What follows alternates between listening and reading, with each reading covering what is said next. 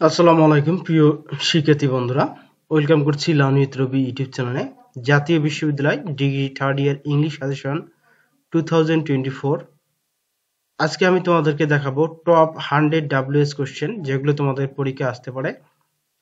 WS question degree third year English suggestion 2024 আজকে আমি তোমাদেরকে দেখাচ্ছি। তো আজকে আমি তোমাদেরকে সাজেশন দিচ্ছি প্লাস তোমাদেরকে প্র্যাকটিস করাচ্ছি টপ 100 WS কোশ্চেন। ইনশাল্লাহ এর মধ্যেই তোমাদের WS কোশ্চেনগুলো কমন থাকবে। তো তোমাদের এক্সাম হচ্ছে 2022, এক্সাম ডেটটা দেখে নাও 25/11/2024 সালে তোমাদের এই এক্সাম অনুষ্ঠিত হবে ডিগ্রি থার্ড ইয়ার ইংলিশ। সহজ রুল অ্যান্ড সহজ টেকনিকের মাধ্যমে top 5 WS question suggestion and answer আমি আজকে তোমাদেরকে করে দেখাচ্ছি। এজন্য ক্লাসটা খুবই ইম্পর্টেন্ট। তোমরা যারা নতুন আমার চ্যানেলটিকে সাবস্ক্রাইব করে পাশে থাকো, ধন্যবাদ। তো এখন আসি তোমাদের WS কোশ্চেন, কোন কোন WS কোশ্চেনগুলো তোমাদের ডিগ্রিতে মূলত এসে থাকে, কোন কোন WS কোশ্চেনগুলো দ্বারা তোমার ডিগ্রিতে প্রশ্ন করে থাকে।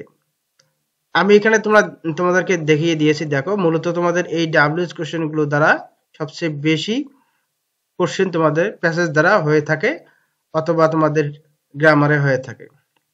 তো এখানে WS কোশ্চেনগুলো যদি ভালোভাবে শিখে নাও তাহলে তোমাদের প্যাসেজের অ্যান্সার করতে সহজ হবে, প্লাস গ্রামারে যে WS কোশ্চেনের অ্যান্সার সেটাও তোমাদের হয়ে যাচ্ছে। তো এখন দেখো কোন কোন WS কোশ্চেনগুলো আসে আমি লিখে দিচ্ছি, তোমরা অবশ্যই দেখে নাও। এই হোয়ার দ্বারা তোমাদের WS কোশ্চেন অবশ্যই আসে, এরপর আসে হোয়েন দ্বারা, তারপর আছে হোয়ার দ্বারা, হাউ দ্বারা, হু দ্বারা এবং হোয়াই দ্বারা। মূলত এই 6টি WS কোশ্চেন দ্বারাই তোমাদের WS কোশ্চেন বেশি আসে। ঠিক আছে, ম্যাক্সিমাম পরীক্ষায় এই 6টি WS কোশ্চেন মূলত বেশি দিয়ে থাকে। তো এই 6টি WS কোশ্চেন যদি তোমরা পরিপূর্ণভাবে জানো এর ব্যবহার সম্পর্কে, তাহলে অবশ্যই তোমাদের WS কোশ্চেনে যে তোমাদের ডিগ্রিতে 4 মার্ক রয়েছে, এই 4 মার্ক তোমরা অনায়াসে পেয়ে যাবে। এখন আসুন আমরা রুলস শিখবো এবং আমরা এর ব্যাখ্যা সহকারে শিখব। তো সর্বপ্রথম আমি তোমাদের কিছু স্ট্রাকচার এখানে দিয়েছি। WS করার সময় কিছু পার্সন ভেদে পরিবর্তন করতে হয়, আবার পার্সন পরিবর্তন করতে হয় না। কিছু পার্সন আছে যেগুলো পরিবর্তন করতে হয়, আবার কিছু পার্সন আছে যেগুলো পরিবর্তন করতে হয় না। তোমরা অবশ্যই জানো যে পার্সন গুলো কি কি, এখানে আমি উল্লেখ করে দিয়েছি। দেখো, বাক্যের মধ্যে থার্ড পার্সন যেমন হি, শি, ইটস, দে, রহিম, করিম, দা, বুক, ঠিক আছে, ইত্যাদি থাকলে পরিবর্তন হবে না। অর্থাৎ WS কোশ্চেনে যদি থার্ড পার্সন থাকে তাহলে থার্ড পার্সন কখনো পরিবর্তন হয় না। আবার পরিবর্তন কখন কোনগুলো হয় দেখো, এখানে আমি একেবারে ছক আকারে দিয়েছি, তোমরা নোট করে রাখো। তো এখানে দেখো আমি তোমাদেরকে ছক আকারে দিয়েছি। আই থাকলে ইউ বসাতে হয়, মাই থাকলে ইউর বসাতে হয়, মি থাকলে ইউ বসাতে হয়, উই থাকলে ইউ বসাতে হয়, আওয়ার থাকলে ইউর বসাতে হয়, আস থাকলে ইউ বসাতে হয়, ইউ থাকলে আই অথবা মি বসাতে হয়, তারপরে মিন থাকলে ইউর বসাতে হয়। এই হচ্ছে পার্সনের পরিবর্তন। ঠিক আছে, এগুলো তোমাদের এখন কাজে দেবে, অবশ্যই এগুলো তোমরা একটু রিভাইজ দিয়ে নাও। তো সর্বপ্রথম আমি তোমাদেরকে যে WS কোশ্চেন করাবো সেই WS কোশ্চেনের আমি স্ট্রাকচার এখানে দিয়েছি। আমি সর্বপ্রথম হোয়াই দ্বারা তোমাদের WS কোশ্চেনটি করাবো। ঠিক আছে, তো WS কোশ্চেন করার আমি এখানে গঠন প্রণালীটা দিয়েছি। দেখো, WS কোশ্চেন প্লাস সাহায্যকারী ভার্ব প্লাস সাবজেক্ট প্লাস মূল ভার্ব প্লাস বাকি অংশ। ঠিক আছে, সাহায্যকারী ভার্ব, এখন দেখো ডু, ডাজ, ডিড। ঠিক আছে, ডু, ডাজ, ডিড, এই যখন তোমাদের কোনো ভার্ব থাকবে না তখন তোমাদেরকে এই ডু, ডাজ, ডিড তিনটি একটি যে কোনো একটি ব্যবহার করতে হবে, সেটা অবশ্যই টেন্স অনুযায়ী। তো সাহায্যকারী ভার্ব গুলো কি কি আমরা দেখে নেই। সাহায্যকারী ভার্ব গুলো হচ্ছে am, is, are, was, were, have, has, had, shall, should, will, would, may, might, must, can, could, এগুলো হচ্ছে সাহায্যকারী ভার্ব। ঠিক আছে, তো এখন আমি WS কোশ্চেন সর্বপ্রথমে হোয়াই দ্বারা করাচ্ছি। হোয়াই অর্থ হচ্ছে কারণ বা কেন। ঠিক আছে, তো দেখো বাক্যের মধ্যে যদি তোমরা দেখো ফর অথবা টু যদি থাকে, ফর প্লাস টু থাকে, তাহলে তোমাদেরকে বুঝতে হবে যে এটি কোনো কারণ বোঝাচ্ছে। সুতরাং তোমাদেরকে WS কোশ্চেন হিসেবে হোয়াই দ্বারা শুরু করতে হবে। ঠিক আছে, প্রিয় শিক্ষার্থী বন্ধুরা, আমরা এখন হোয়ার দ্বারা WS কোশ্চেনের অ্যান্সার করার চেষ্টা করি। হোয়ার মানে হলো কোথায় বা কোনো স্থানের নাম। তোমরা দেখো যদি কোনো স্থানের নাম বোঝায়, যেমন Dhaka, England, Barishal, fan park, market, যে কোনো জায়গার নাম হতে পারে সেটা, ঠিক আছে, যে কোনো জায়গার নাম যদি বোঝায় তাহলে তাহলে অবশ্যই আমাদেরকে হোয়ার দ্বারা শুরু করতে হবে। তোমাদের যখন যখন কোশ্চেন আসবে, দেখবা যে কোশ্চেনে কোনো জায়গার নাম আছে কিনা। যদি জায়গার নামটা উল্লেখ থাকে তাহলে বুঝবা যে এটি হোয়ার দ্বারা শুরু করতে হবে, কেননা যে কোনো স্থানের নাম বোঝাচ্ছে, ঠিক আছে। তো হোয়ার দ্বারা প্রশ্ন করার নিয়মটা আমি এখানে উপরে দিয়েছি। প্রথমে ডাব্লিউএস কোশ্চেন, তারপরে সাহায্যকারী ভার্ব, তারপরে সাবজেক্ট, তারপরে মূল ভার্ব। আর যদি সরাসরি সাহায্যকারী ভার্ব না থাকে সেক্ষেত্রে তোমরা ডু, ডাজ, ডিড বসাবা মূল ভার্বকে দেখে। মূল ভার্ব যদি প্রেজেন্ট ফর্মে থাকে তাহলে ডু, যদি মূল ভার্ব যদি পাস্টে থাকে তাহলে ডিড, আর মূল ভার্ব যদি শেষে এস বা এস যুক্ত করতে হয় তাহলে ডাজ বসাতে হয়, ঠিক আছে। যদি এস বা এস থাকে তাহলে ডাজ বসাবা, ঠিক আছে। তো আমরা এখন এক্সাম্পলে যাচ্ছি। এখানে বলা হচ্ছে হি কাম ফ্রম ইংল্যান্ড, সে ইংল্যান্ড থেকে এসেছে, ঠিক আছে। তো আমরা এখন অ্যান্সার করব কিভাবে। দেখো, হি কাম ফ্রম ইংল্যান্ড, আর ইংল্যান্ড হচ্ছে একটা জায়গার নাম, ঠিক আছে, একটা দেশের নাম হচ্ছে ইংল্যান্ড। সুতরাং এখানে যেহেতু আমরা ইংল্যান্ড পেয়েছি, আমাদের অবশ্যই বুঝতে হবে এটি স্থানের নাম বোঝাচ্ছে, আর এই কারণে আমরা হোয়ার দ্বারা শুরু করব। তো ডাব্লিউএস কোশ্চেন হিসেবে আমরা এখানে হোয়ার নিয়ে আসলাম। এরপরে আমাদের কি করতে হবে, সাহায্যকারী ভার্ব বসাতে হবে। তো সাহায্যকারী ভার্ব দেখবো এই সেন্টেন্সে আছে কিনা। তো এখানে সাহায্যকারী ভার্ব নেই, মূল ভার্ব রয়েছে কেম। তো মূল ভার্ব কেম সর্বদা পাস্টে, ঠিক আছে। তো এখানে যেহেতু পাস্টে রয়েছে, তো পাস্টে থাকলে আমাদেরকে ডু, ডাজ, ডিড, এই ডু, ডাজ, ডিড এর মধ্যে আমাদেরকে ডিড বসাতে হবে।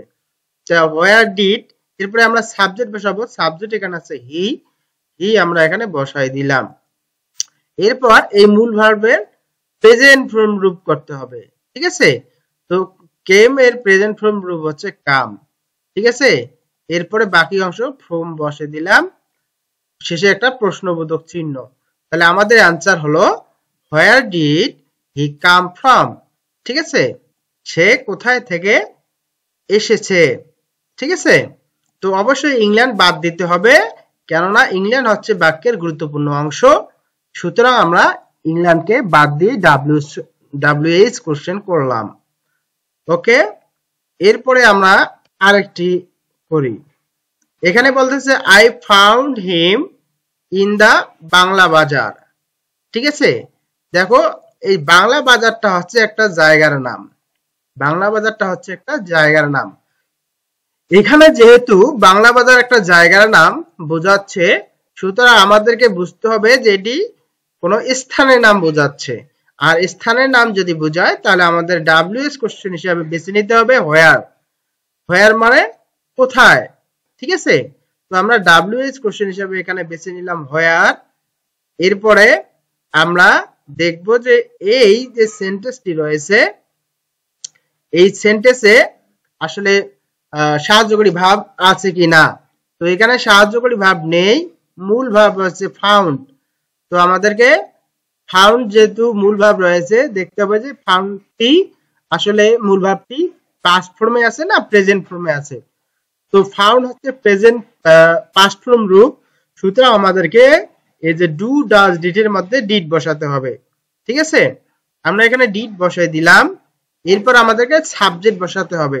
আমি তোমাদেরকে কিছুক্ষণ আগে বলেছি যে কিছু পার্সনের পরিবর্তন হয়, সেগুলো ছক আকারে তোমাদেরকে দেখিয়ে দিয়েছি। তো এখানে আই রয়েছে, আই কে পরিবর্তন করে আমাদেরকে ইউ বসাতে হবে। তো সাবজেক্ট আই কে পরিবর্তন করে আমরা ইউ বসে দিলাম। এরপর মূল ভার্বের প্রেজেন্ট ফর্ম রূপ বসাতে হবে। তো ফাউন্ড এর প্রেজেন্ট ফর্ম রূপ হচ্ছে ফাইন্ড। এরপর বাকি অংশ বসে দিলাম কি, হিম, ঠিক আছে। তাহলে আমাদের অ্যান্সার হলো where did you find him, ঠিক আছে, ইন দা বাংলা বাজার।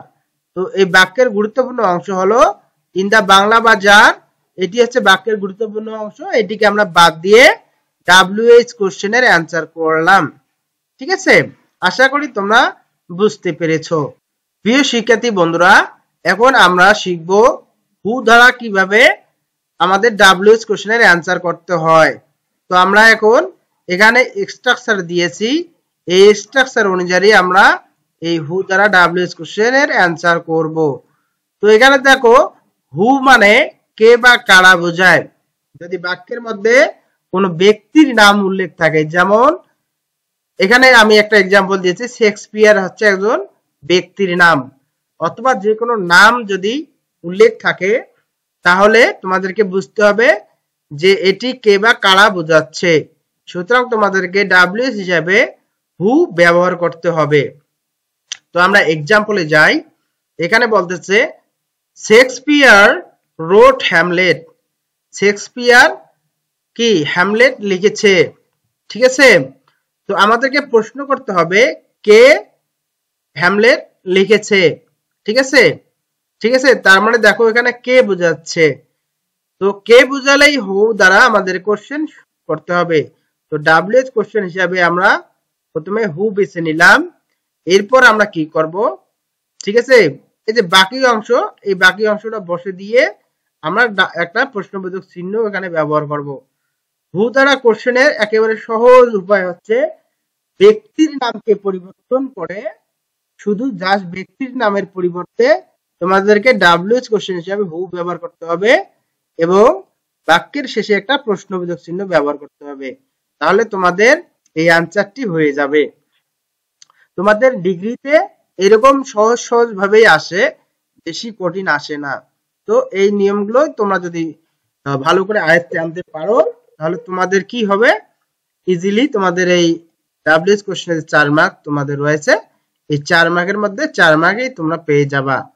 তো এখন দেখো আমি আরেকটা এক্সাম্পল দিচ্ছি। তো এখানে দেখো my brother has done this, my brother has done this. তো দেখো মাই ব্রাদার হচ্ছে ব্যক্তি, ঠিক আছে, মাই ব্রাদার হচ্ছে ব্যক্তি। সুতরাং আমাদেরকে বুঝতে হবে যে এটি কে বা কারা বোঝাচ্ছে, আর কে বা কারা বোঝালে আমরা হু দ্বারা কোশ্চেনটা করব। তো আমরা এখানে হু নিলাম। হু নেওয়ার পর আমরা দেখবো এখানে যে সাহায্যকারী ভাব আছে কি, এখানে সাহায্যকারী ভাব আছে হ্যাজ, সুতরাং আমরা হ্যাজ বসালাম, ঠিক আছে। এরপর ডান দিস, আমি তোমাদেরকে বলেছি ব্যক্তির পরিবর্তে শুধু হু বসালেই হবে। দেখো তোমরা যদি নিয়মটা অনুসরণ করো যে এখানে প্রথমে হু বসালাম, এরপর সাহায্যকারী ভাব বসাতে হবে। সাহায্যকারী ভাব দেখো এখানে হ্যাজ রয়েছে, হ্যাজেই বসলো। এরপর ঠিক আছে, এরপর সাবজেক্ট বসাতে হবে, সাবজেক্ট এখানে বসাই দিলাম, হয়ে গেল। তো রুলস অনুযায়ী হয়। আবার তোমরা যদি চাও যে না আমরা খালি ব্যক্তির পরিবর্তে হু বসিয়ে দেব তাহলে তোমাদের অ্যান্সারটা সঠিক হয়ে যাবে, ঠিক আছে। তো আমরা এটি করলাম। এরপরে আমরা আসি দেয়ার আর মাই ফ্রেন্ডস। তো এখানে দেখো দেয়ার মাই ফ্রেন্ড, তারা আমার বন্ধু। তো মাই ফ্রেন্ডস বাদ দিলে আমাদের থাকতেছে কি দেয়ার। তো ডাব্লিউএইচ কোশ্চেন হিসেবে হু নেব, এরপরে সাহায্যকারী ভাব বসাবো আর শেষে বসাবো দে, ঠিক আছে, যেটা হচ্ছে সাবজেক্ট, ঠিক আছে। তো হু আর দে শেষে প্রশ্নবোধক চিহ্ন বসালে অ্যান্সার আমাদের হয়ে গেল ইজি। এরপরে দেখো এখানে বলতেছে হি ইজ ডক্টর।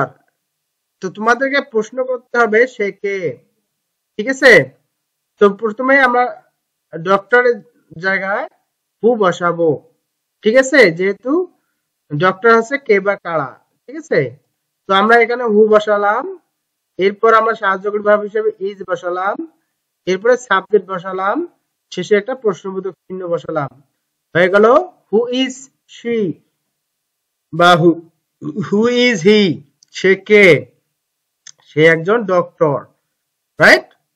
প্রিয় শিক্ষার্থী বন্ধুরা, তোমরা দেখো যদি কোনো বাক্যের মধ্যে সাবজেক্ট হিসেবে তোমরা পাও somebody, everyone, everybody, no one, nobody, none, all, either ইত্যাদি হয়, তবে হু দ্বারা প্রশ্ন করতে হয়।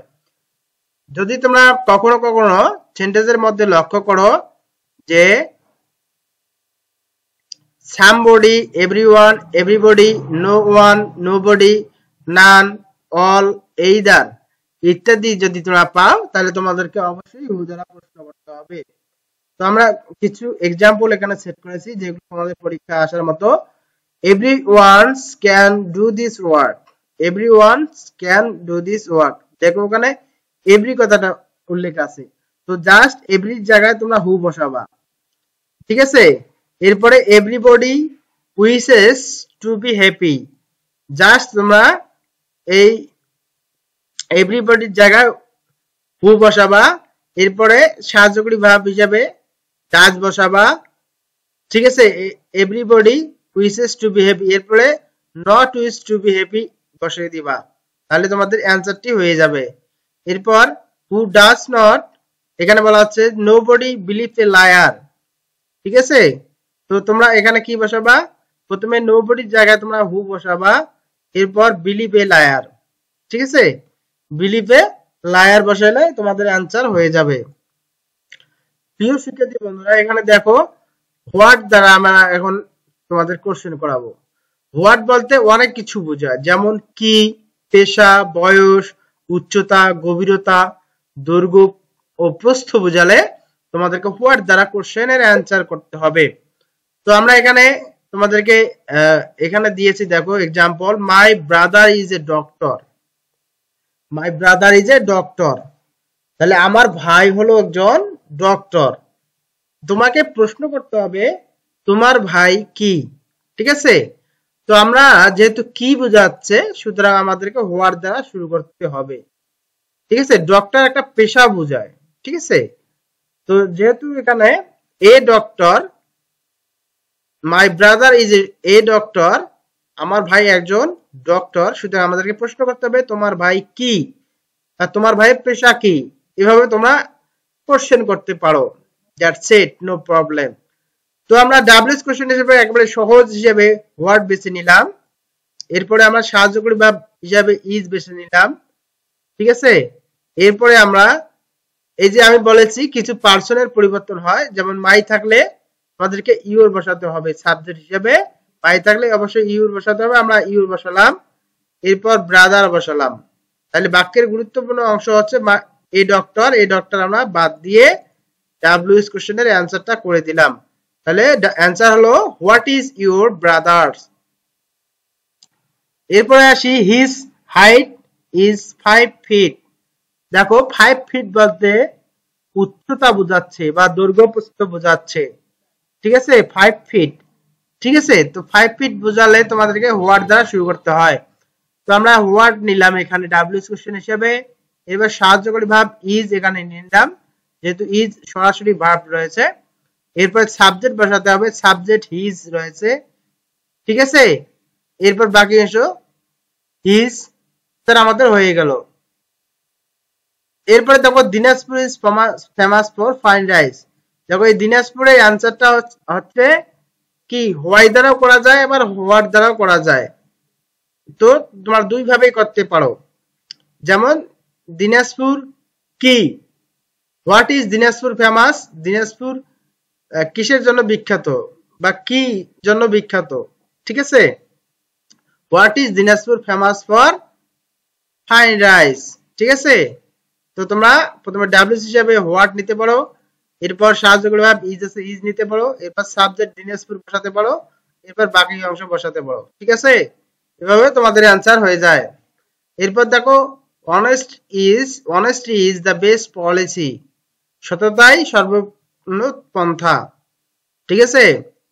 তো তোমাদেরকে প্রশ্ন করতে হবে সততা কি, অনেস্টি ইজ কি, হোয়াট দ্বারা শুরু করলাম যেহেতু কি বোঝাচ্ছে, এরপর সাহায্যকারী ভাব হিসেবে ইজ ব্যবহার করলাম, এরপর দ্য বেস্ট পলিসি বসিয়ে দিলাম, অ্যান্সার হয়ে গেল।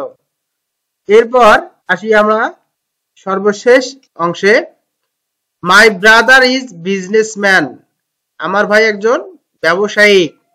তো তোমাদেরকে প্রশ্ন করতে হবে তোমার ভাই কি, তো যেহেতু কি বোঝাচ্ছে সুতরাং আমরা হোয়াট দ্বারা শুরু করলাম, হোয়াট, এরপর সাহায্যকারী ভাব ইজ বসালাম, এরপর আমরা মাইকে পরিবর্তন করে ইউর বসালাম, যেহেতু মাই হচ্ছে পার্সন, পার্সন অবশ্যই পরিবর্তন করে কি ইউর বসাতে হয়, মাই থাকলে ইউর, আবার ইউর থাকলে মাই বসাতে হবে, ঠিক আছে।